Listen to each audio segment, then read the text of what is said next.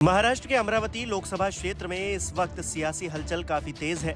संसद में बेबाक तरीके से अपनी बात रखने वाली और हनुमान चालीसा के जरिए ठाकरे परिवार को चुनौती देने वाली नवनीत राणा यहां बीजेपी के चुनाव चिन्ह कमल के निशान पर चुनाव लड़ रही हैं। अमरावती से बीजेपी पहली बार चुनाव लड़ रही है, इसलिए बीजेपी ने इसे अपनी प्रतिष्ठा का प्रश्न बना लिया है। लेकिन नवनीत राणा की उम्मीदवारी को लेकर बीजेपी में ही भारी विरोध है।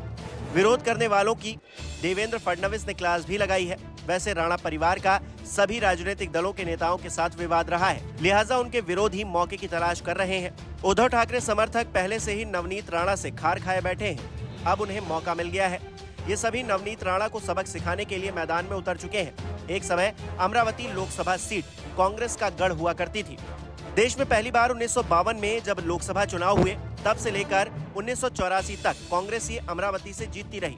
1989 में कम्युनिस्ट पार्टी ने यहां बाजी मारी, फिर 1992 में कांग्रेस ने फिर वापसी की। 1996 में पहली बार बीजेपी के साथ मिलकर शिवसेना चुनावी मैदान में उतरी और जीत हासिल की। 1998 में कांग्रेस के समर्थन से आर.एस. गवई रिपब्लिकन पार्टी से जीत कर आए, लेकिन उसके बाद फिर शिवसेना जीत गई। शिवसेना 1999, 2004, 2009 और 2014 तक जीतती रही, लेकिन 2019 के चुनाव में नवनीत राणा ने शिवसेना के आनंदराव अडसुल को हरा दिया। कहा जाता है कि राज्य में जो भी सरकार रहे, उसके साथ राणा दंपति के मधुर संबंध रहते हैं। लिहाजा 2019 के लोकसभा चुनाव में राज्य में बीजेपी शिवसेना की सरकार थी। कहते हैं कि पिछले चुनाव में बीजेपी के लोगों ने शिवसेना के अडसुल के बजाय निर्दलीय नवनीत के लिए काम किया। कांग्रेस और एनसीपी का उन्हें पहले से ही समर्थन हासिल था। इसी के चलते नवनीत राणा ने शिवसेना के अडसुल को 1,37,932 वोटों के अंतर से हराया। फिलहाल नवनीत राणा बीजेपी खेमे के साथ खड़ी हैं। अमरावती लोकसभा चुनाव क्षेत्र के बारे में आपको बताएं, उससे पहले यहां के दंगल में सियासी तलवारें लिए खड़े लोगों के बारे में बता देते हैं। अमरावती में प्रत्याशी के तौर पर भारतीय जनता पार्टी ने नवनीत कौर राणा को उतारा है, जबकि कांग्रेस ने बलवंत वानखेड़े को। निर्दलीय उम्मीदवार के तौर पर आनंद राज आम्बेडकर मौजूद है, जबकि बीएसपी ने संजय कुमार गाडके को चुनावी मैदान में उतारा है। प्रहार जनशक्ति पार्टी की तरफ से दिनेश बूब चुनावी मैदान में है। अमरावती शहर के करीब 6 लाख वोटर्स और ग्रामीण क्षेत्र के 12 लाख के आसपास वोटर्स इन्हीं दावेदारों में से एक को अगले 5 साल के लिए प्रतिनिधि चुनेंगे। ऐसा माना जाता है कि शहर में ज्यादातर मतदाता बीजेपी के साथ हैं, जबकि ग्रामीण इलाकों में नवनीत के पति रवि राणा की अच्छी पकड़ मानी जाती है। अमरावती में करीब 3 लाख वोटर्स हिंदी भाषी हैं, जो सभी उम्मीदवारों के लिए बहुत उपयोगी हैं। इन्हें अपनी तरफ खींचने के लिए सभी उम्मीदवारों की कोशिश भी जारी है। क्षेत्र में 28% दलित और आदिवासी, 22% कुणबी और मराठा वोटर्स, 30% वोटर ओबीसी समाज के हैं, लेकिन इनमें कुणबी को शामिल नहीं किया गया है। मुस्लिम वोटर्स भी 8% है।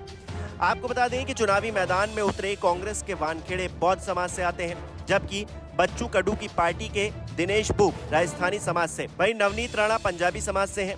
डॉक्टर भीमराव अंबेडकर के पोते आनंद राज आम्बेडकर भी निर्दलीय चुनावी मैदान में है। बताया जा रहा है कि कांग्रेस के बलवंत वानखेड़े और बीजेपी की नवनीत राणा के बीच कड़ी टक्कर है। इनकी जीत हार में दिनेश बूब महत्वपूर्ण भूमिका निभाएंगे, ये बताया जा रहा है। पिछले चुनाव की बात की जाए तो निर्दलीय उम्मीदवार के तौर पर नवनीत कौर राणा ने 5,10,947 वोट हासिल किए थे और यहां से सांसद चुनी गई थी। इसके अलावा दूसरे नंबर पर शिवसेना के आनंद राज अडसुल थे, जिन्हें 4,73,996 वोट मिले। वीबीए के गुणवंत देवपारे 65,135 वोट के साथ तीसरे नंबर पर थे, जबकि चौथे नंबर पर बसपा के अरुण वानखेड़े थे। उन्हें 12,336 वोट ही मिल पाए थे। बहरहाल इस बार के चुनावी दंगल में कौन जीतता है, देखना दिलचस्प रहेगा। नमस्कार, मैं हूं मानक गुप्ता। अगर आपको हमारा ये वीडियो पसंद आया हो तो इसे लाइक और शेयर जरूर करें, और हाँ, हमें सब्सक्राइब और फॉलो करना ना भूलें, ताकि आप देश और दुनिया की कोई खबर मिस ना करें। तो जुड़े रहिए हमारे साथ और देखते रहिए न्यूज़ 24।